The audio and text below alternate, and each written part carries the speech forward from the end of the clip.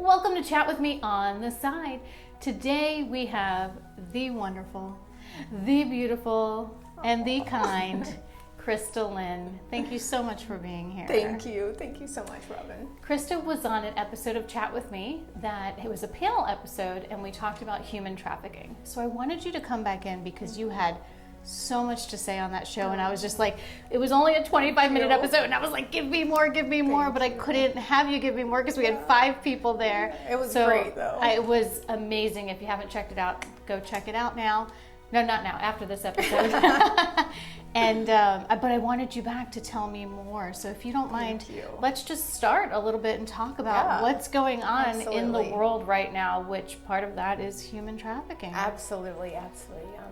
So I'm with One More Child Anti-Trafficking. I'm executive director of our anti-trafficking program, and we'll start with just who we are and what we do, and then build onto that of like what's happening in trafficking in general.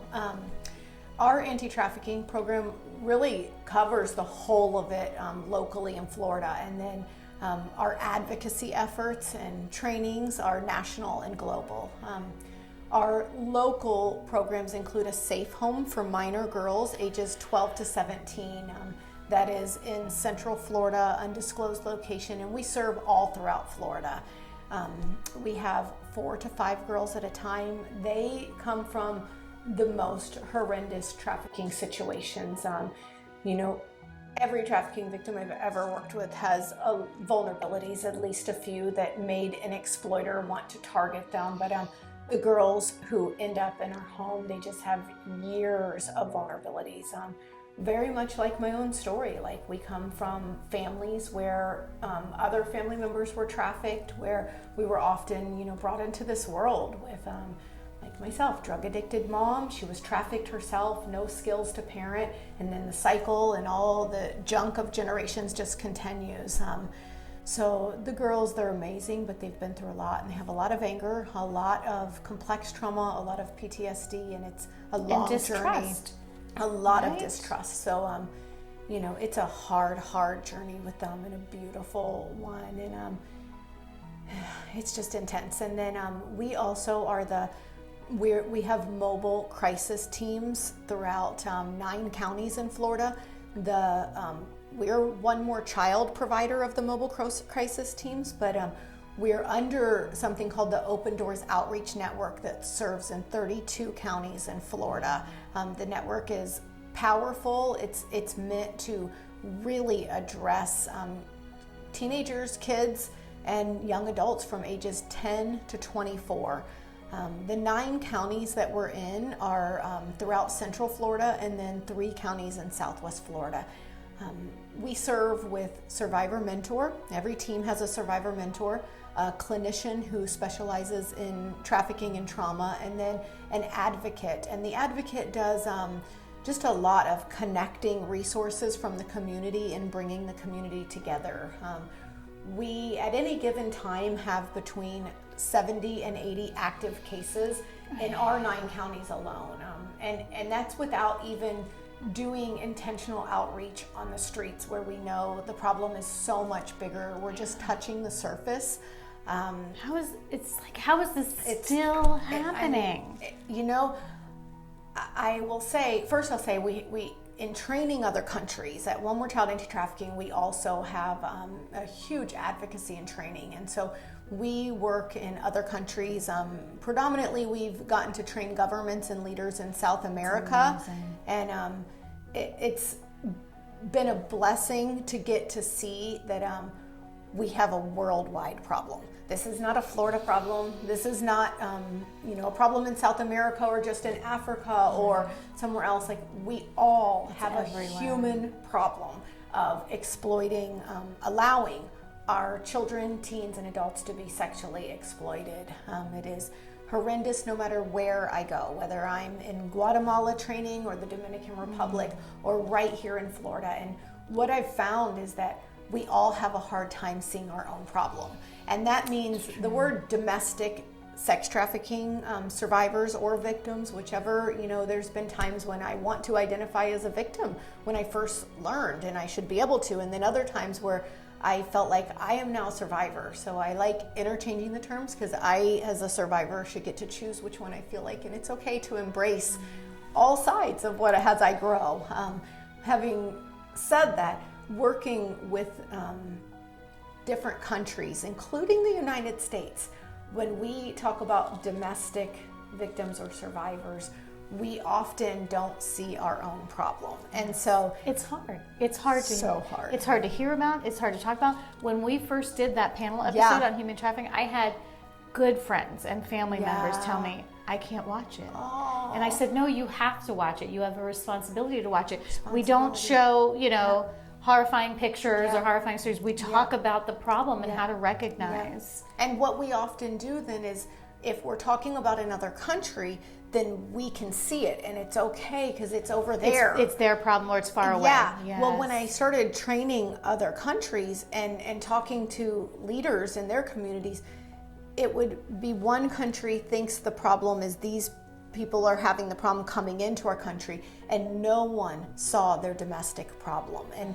it makes you see, like, to really face this injustice and address the underlying issues, we are all going to have to see our own backyards too. That's right. We need to see the world at large and Help open your eyes. us. How do help we do over that? there. How do I recognize it in But somebody? help here too. Yeah. And both, and see them as equally important. Like, Florida and the victims and survivors that we serve in our 9 counties are no more important than the children in Guatemala or Africa or Costa Rica. Like, we have to see the world and we have to see our backyards. And so that is our program. Every day we have teams out everywhere serving. Every day we are working on better equipping other countries so that they can further advance their own services. It's beautiful and heart-wrenching every single day. Can you help me recognize or help me learn signs of how we could be more responsible in situations like this? And I love that question. And instead of answering exactly what to look for, I'm going to ask that you and all of you that you start to engage in ongoing learning. Because if I give you a list of vulnerabilities and I miss a few, or they start to change as we grow as a society, or the country you're at, or the state you're in, then you're looking for this specific thing. Right. Instead of looking, overlook. Yes, instead of ongoing learning about your area and the world, and what are the vulnerabilities. And I will say, like, I have seen exploiters, traffickers, exploit every vulnerability. So who could this happen to? In essence, it's happening much more to those coming from generational trauma, generational addiction, generational poverty. But can it happen to any kid? 100% absolutely. That one of the vulnerabilities is that an exploiter looks for to exploit is on social media showing even an ounce of self-esteem issues. Who does that? Literally every single teenage girl and boy everywhere. And so when we talk in terms of, we don't want to shine the light on, oh my goodness, fire, every kid, because you have to pay attention to the ones with the load of vulnerabilities in your area are the most vulnerable. And we should put our efforts and attention on those who are the most hurting, yet not neglecting that child or teenager who does have support in a family still may be extremely vulnerable because the parents may not be equipped to see the vulnerability and to know how to protect them. And so all equally important, but we have to put special effort to the vulnerable kids in foster care, kids who just come from so much trauma or areas of high poverty. Okay.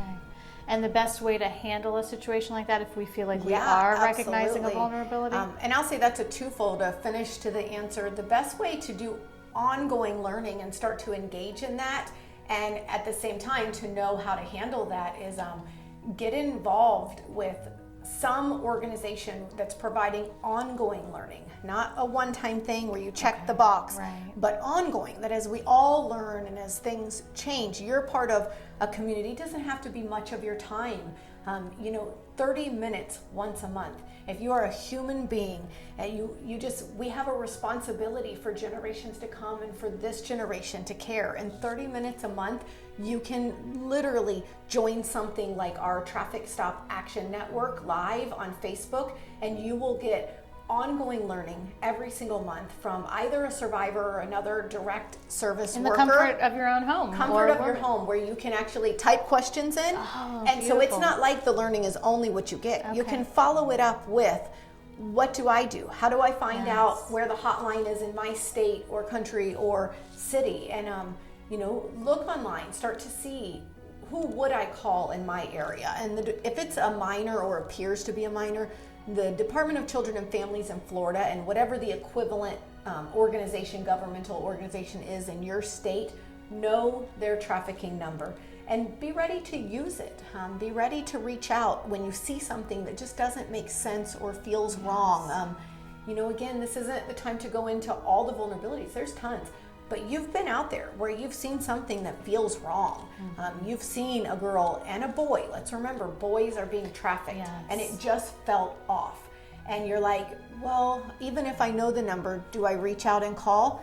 Yes, you do. Yes. If you're questioning, the answer is yes. And I was talking to a law enforcement officer not long ago, and he gave the best just analogy and from his side who takes those messages. And he said that it is true. That first message of, I saw a young teen girl or teen boy on a bus, and there was a few older adults, and it just seemed iffy, and like the kid was being under control, and like it felt wrong, and over-sexualized, like it just felt wrong. Is anything going to happen if I text the hotline or call the hotline? You are accurate that not a lot with one message might happen, especially in a bigger city. But he said, but if we, in a day, got a couple of those, or even in a month, in the same area, the same couple of blocks, had a few that matched that same description, he said, we absolutely are going to send a team out there, and they are going to do, whatever it is, undercover operation to see what's going on. And so your one text might not be the thing that's like, but it might be the third or fourth text or message that does send a team out there, that does help to get that youth or young adult and others, because where there is one, there is often a few. That's amazing. Thank you so much. I really appreciate it. And they can find more information. Yeah, onemorechild.org. You can go to our page. You can go to us on Facebook at One More Child and look for the Traffic Stop Action Network. Join it. Be ready for next month's live event. You also can email us at our One More Child Anti-Trafficking page, and ask for any question you want. We're here and we want to support you, and we want to help you grow in knowledge so that you can be part of the solution. And I say you either are part of the solution or part of the problem, because you can't just say I'm just living my life and I'm a human, knowing that like there are people out there who are suffering, and children are being born who will go right into being trafficked. And so we have a responsibility to care and to learn. Absolutely, and I'll be watching for sure. Oh, good. Thank you so much. Thanks for you. sharing a piece of yourself. Thank you for Thank you. sharing all this information. And Thank you. Thank you guys all Thank for you. watching. And as always, take care of yourselves, and don't forget to take care of each other. Absolutely.